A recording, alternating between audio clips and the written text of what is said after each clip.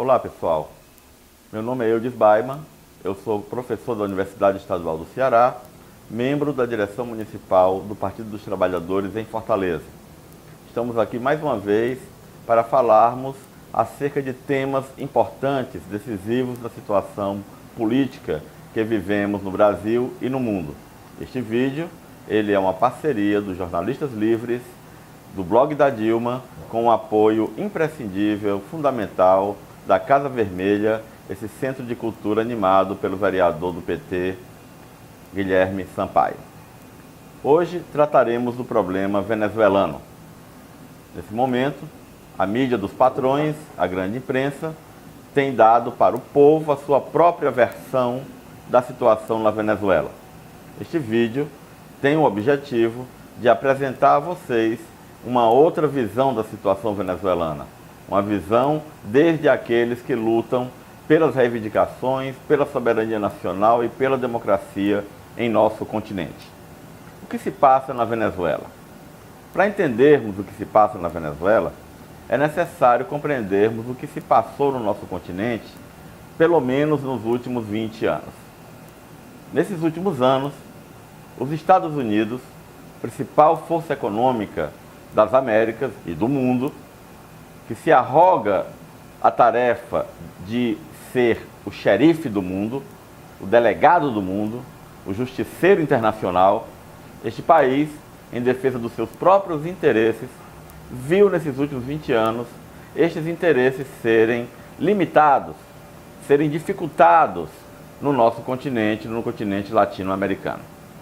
A eleição de governos que tiveram uma coloração popular, governos que advieram de uma reação dos povos do nosso continente contra séculos de expoliação, por exemplo, o próprio governo Chávez na Venezuela, o governo Correa no Equador, o governo Mujica no Uruguai, mesmo o governo Lula e o governo Dilma no Brasil, governos que foram eleitos à revelia e às vezes francamente contra a vontade dos Estados Unidos.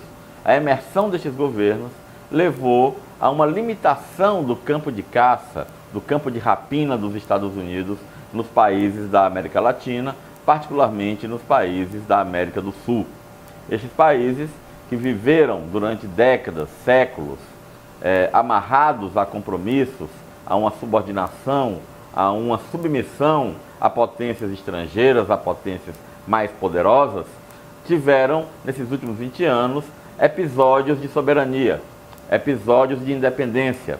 Evidentemente que esses episódios não se constituíram em um evento efetivo de decretação da independência e da soberania destes povos. Foram movimentos, foram episódios, entretanto, muito importantes e que abriram o caminho e que abriram a possibilidade de um desenvolvimento autônomo, independente dos países e dos povos da América Latina, em particular da América do Sul. O nosso continente, particularmente a sua parte sul, ou seja, do México para baixo, ele advém de um passado colonial.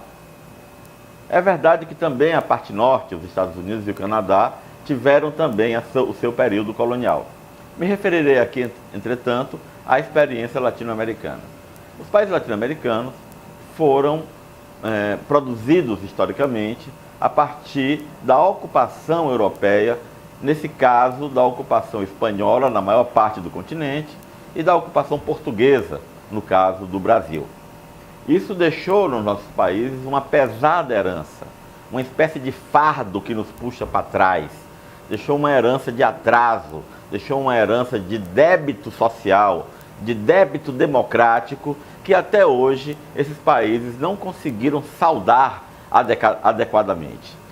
O Brasil, por exemplo, para ficarmos no nosso país, produto da colonização portuguesa, o Brasil ele entrou, digamos assim, no concerto das nações ocidentais do século XIX, com a decretação da independência, com uma economia que era ainda basicamente uma economia de tipo colonial.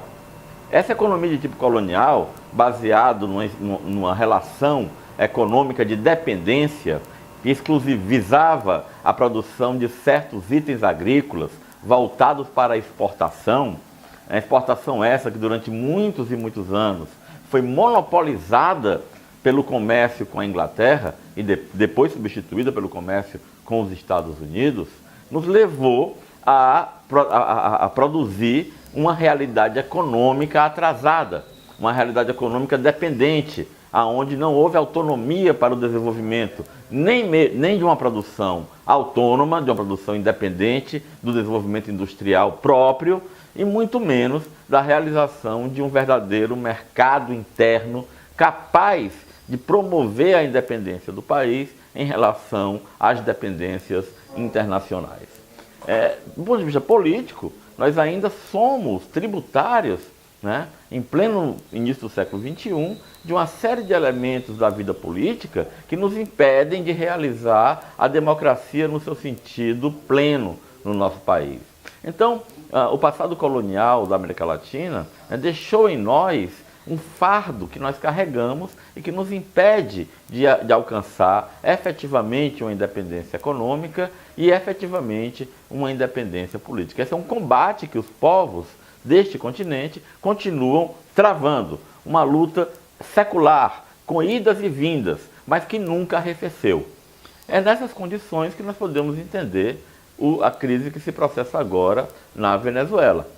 A crise venezuelana é uma espécie de efeito retardado deste processo de episódios de soberania, de episódios de independência que nós vivenciamos nos últimos 20 anos em nosso continente. O continente latino-americano vivenciou ultimamente uma situação que nós não tínhamos ainda conhecido nessa dimensão na história desses países.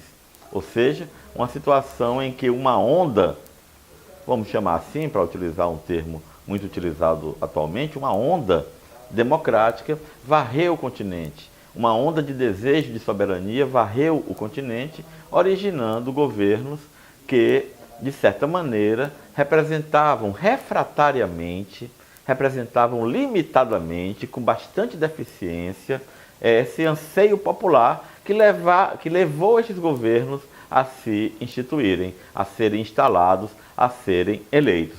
Esses governos, de maneira geral, Mujica, Lula, Correia, Chávez, realizaram gestões que, se de um lado afirmaram determinadas reivindicações populares, responderam a determinadas demandas populares, por outro, não foram capazes de ir até o fim no atendimento dessas reivindicações, que exigiria um rompimento cabal com o domínio do capital estrangeiro na região, em especial do capital norte-americano, do imperialismo norte-americano. Isso produziu uma situação, digamos assim, de instabilidade. Eram governos que as massas reconheciam como governos que expressavam os seus anseios, eram governos que, limitadamente, em parte, atenderam determinadas reivindicações e determinadas demandas populares, mas governos, por outro lado, que não puderam ir ou não quiseram ir até o fim na ruptura com o imperialismo. Isso acabou por limitar o poder de atendimento das demandas populares, o poder de atendimento das reivindicações populares que esses mesmos governos, ao serem eleitos, representavam. Então ficamos numa situação, digamos assim, de meio caminho, né? Governos que, de um lado, foram até certo ponto numa via de independência nacional para atender às demandas populares, para canalizar recursos públicos para o atendimento de demandas históricas, mas governos que não fizeram isso suficientemente. Então vivemos esses últimos 20 anos imprensados entre a demanda, o anseio, a aspiração popular de ver atendido de conjunto as suas reivindicações e, de outro, a pressão permanente do imperialismo norte-americano, muitas vezes secundado pelos imperialismos europeus, hoje agrupados na União Europeia, para que essas demandas não fossem atendidas e para que se retornasse à situação anterior de absoluta subordinação, submissão às demandas do capital internacional e, em especial, do capital norte-americano. Então, uma situação permanentemente de tensão. Esses governos viveram, como eu disse, por assim dizer, emparedados entre esses dois poderes. Os poderes populares, que reivindicavam mais atendimento de reivindicações, e o poder do capital internacional, sobretudo estadunidense, para que as coisas voltassem ao que eram nos anos 90, nos anos 80, nos anos 70, etc. Era uma situação, portanto, de instabilidade que não poderia se manter indefinidamente, né? A partir de um certo ponto, os Estados Unidos, vendo que a sua liberdade de movimento, a liberdade de movimento dos seus capitais na região estava sendo limitada, estava sendo constrangida, resolveu tomar uma atitude de retomada, às vezes violenta, da situação no continente sul-americano, no subcontinente sul-americano. Isso foi empurrado mais ainda em função da crise mundial do capital, né? O beco sem saída, que é a financiarização da economia, a financiarização absoluta da economia, que na verdade mal esconde a crise da produção capitalista, a crise do escoamento da produção capitalista. Quanto mais essa crise se aprofundou, mais os Estados Unidos precisavam ampliar sua margem de manobra. E ampliar a margem de manobra exigia, no caso da América Latina, no caso da América do Sul, exigia a retomada plena da liberdade de movimento dos capitais norte-americanos aqui, a livre expoliação dos países do continente, que, pela situação contraditória que eu expliquei anteriormente, instável, esse emparedamento dos governos populares entre as aspirações populares e as necessidades do imperialismo, né, significava um constrangimento importante, visto pelos Estados Unidos, né, dessa liberdade de mercado que eles pretendiam exercer aqui no continente. Por isso, começaram um movimento de derrubada dos governos desse tipo aqui no Brasil, em Honduras, no Paraguai, uma pressão extraordinária para a derrubada do governo Correia, que acabou acontecendo no Equador, uma pressão sobre o governo Morales na Bolívia e, principalmente, uma pressão extraordinariamente grande para interromper o curso do chavismo na Venezuela. Por duas razões. Primeiro, porque a Venezuela, não tendo ido até o fim na ruptura com o imperialismo, foi, segundo muitos analistas, o país que foi mais longe nesse caminho, né? Que afrontou de maneira mais efetiva os interesses do imperialismo norte-americano naquele país. E de outro, a pressão extraordinariamente maior sobre a Venezuela do que sobre o resto dos países do continente se deve, naturalmente, às grandes reservas, seja de petróleo principalmente, mas também às grandes reservas de minerais preciosos, como ouro, por exemplo, que aquele país detém. Então, os Estados Unidos, em relação à Venezuela, se deparavam com duas questões fundamentais. A primeira, era preciso obrigar uma marcha ré a um governo que tinha tomado medidas anti-imperialistas mais largas, mais importantes, mais significativas do que os governos também progressistas, populares, chamem como quiserem, dos países vizinhos. Então o chavismo se tornou algo inaceitável, uma pedra a ser removida do ponto de vista político pelos Estados Unidos.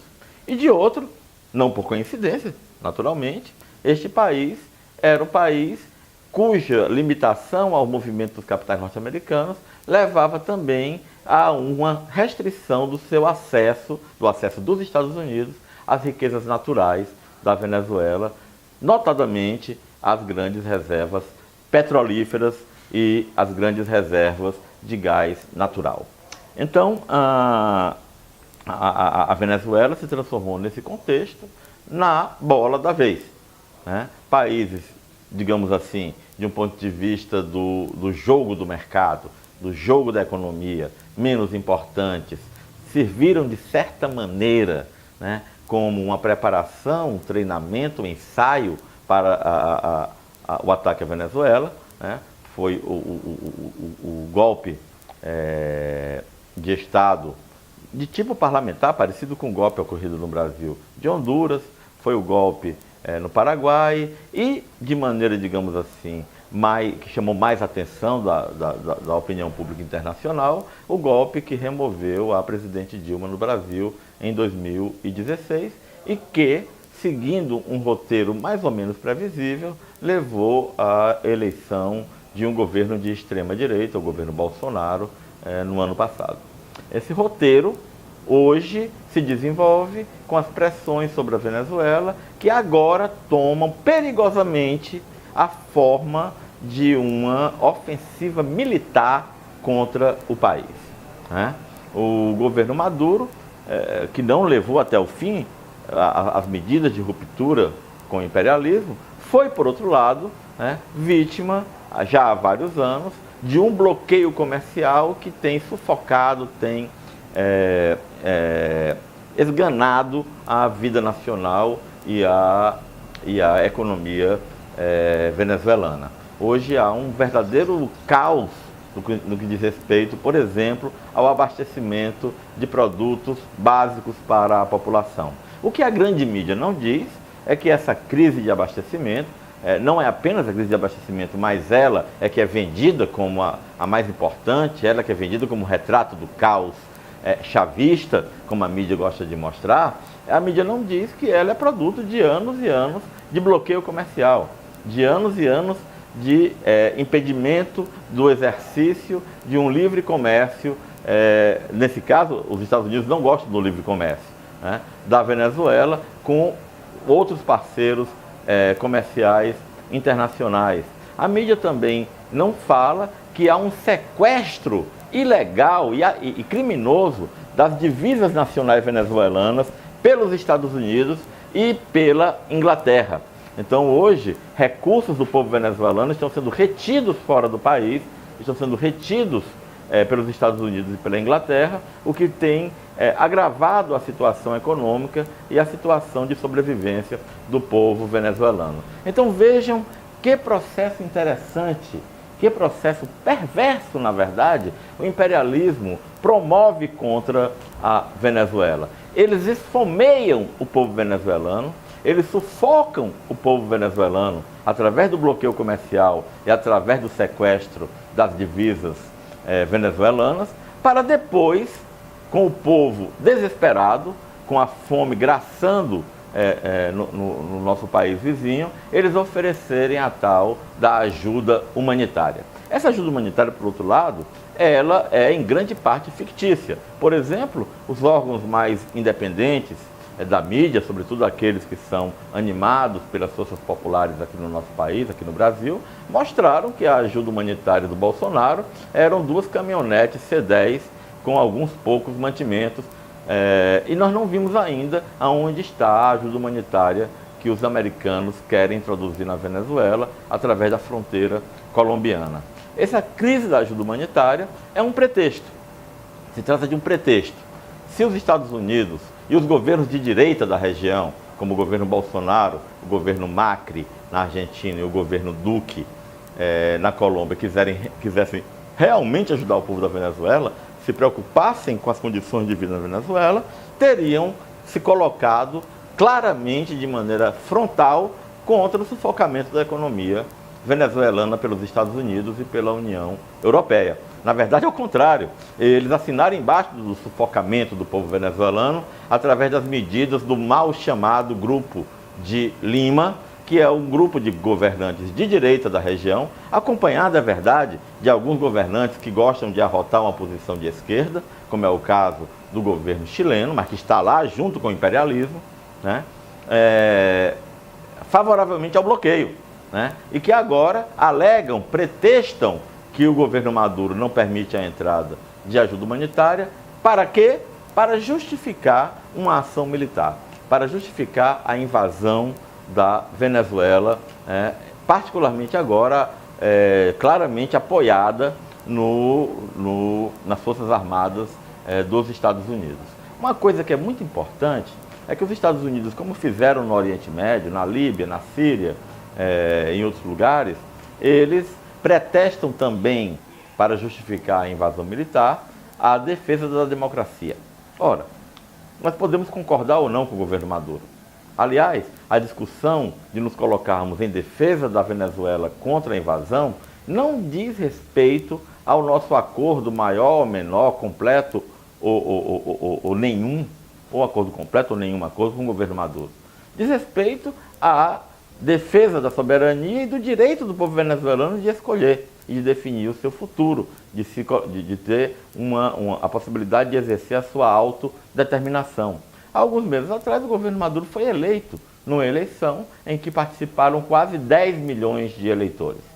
Isso representa algo como 49% do eleitorado apto a votar na Venezuela. Mas é bom lembrar que essa eleição ela é muito maior do que todas as eleições no século XX, agora no início do século XXI, nos Estados Unidos.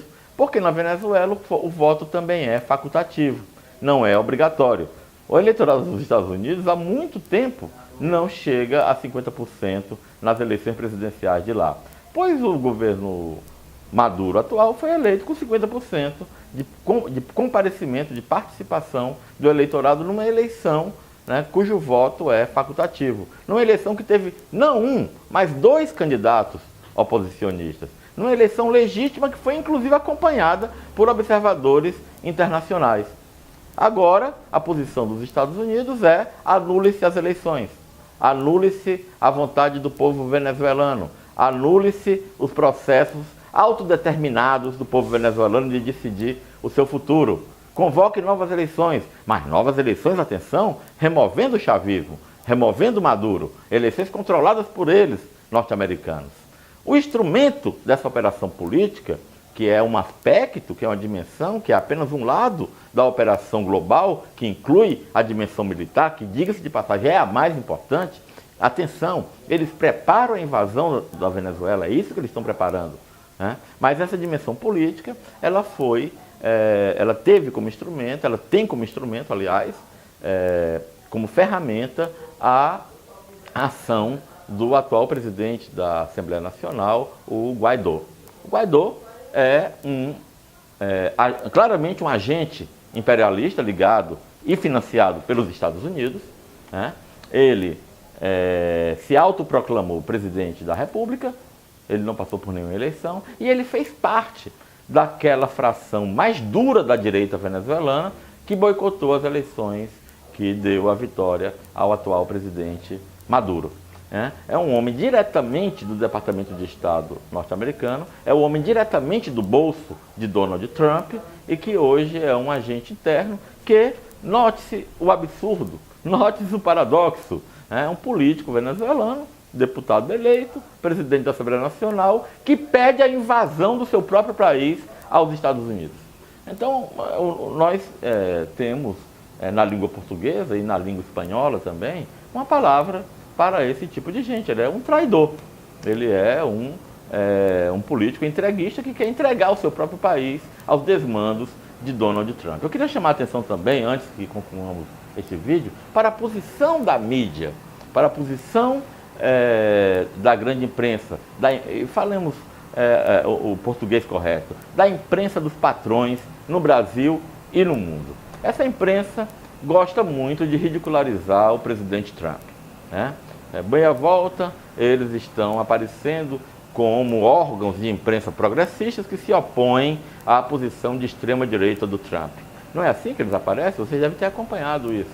Trump fala um monte de bobagem na mídia, um monte de besteira e absurdo no seu Twitter, e essa imprensa democrática, entre aspas, está sempre ali vigilante para criticar as posições absurdas do presidente Trump.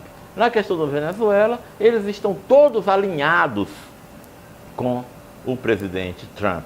Todos eles são trumpistas, todos eles apoiam a ação militar criminosa de invasão da Venezuela, organizada, comandada e instigada pela administração Trump. Instigada porque Trump também instiga o Brasil, a Argentina e a Colômbia a participar das ações militares. Então essa imprensa não merece confiança, né? Da mesma maneira em que ela, para melhor passar diante de uma opinião mais progressista, critica Trump em questões secundárias, no principal, no essencial, para o imperialismo norte-americano, essa imprensa está ao lado do presidente Trump.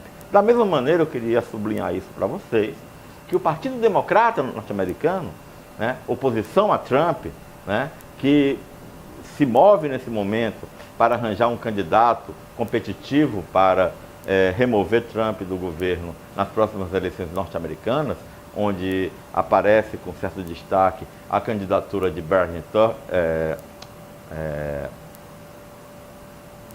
a candidatura democrata. Esse partido hoje participa da Frente Única pró-imperialista para invadir a Venezuela. Então, neste caso também, é preciso que nós entendamos que é necessário mover a opinião democrática, a opinião soberanista, a opinião dos que defendem a independência e a autodeterminação dos povos para deter a invasão norte-americana. A invasão norte-americana, apoiada por Bolsonaro, por Macri, por Duque e até por Bachelar, né, ela vai mergulhar, se acontecer, essa parte do mundo no caos. Ela vai decompor a já fragilizada economia desses países. Ela vai levar a um aumento do caos econômico, que não interessa de maneira nenhuma as classes trabalhadoras e as classes populares. E nós não podemos contar para deter a invasão norte-americana, ou comandada pelo menos pelos Estados Unidos, com os órgãos patronais. Nós não podemos contar com a Rede Globo, nem com a Folha de São Paulo, não podemos contar com a cúpula do Partido Democrata norte-americano favorável à invasão. Não podemos contar com a União Europeia. É necessário mover uma ampla frente pela soberania da Venezuela, pela soberania do continente, contra a guerra e pela paz, entre aqueles que se colocam no campo da defesa da independência e da autodeterminação. Uma defesa incondicional, uma defesa que deve ser realizada independentemente do que pensemos do atual governo venezuelano. A defesa da Venezuela é fundamental, porque a defesa da Venezuela é a defesa dos interesses também do povo brasileiro.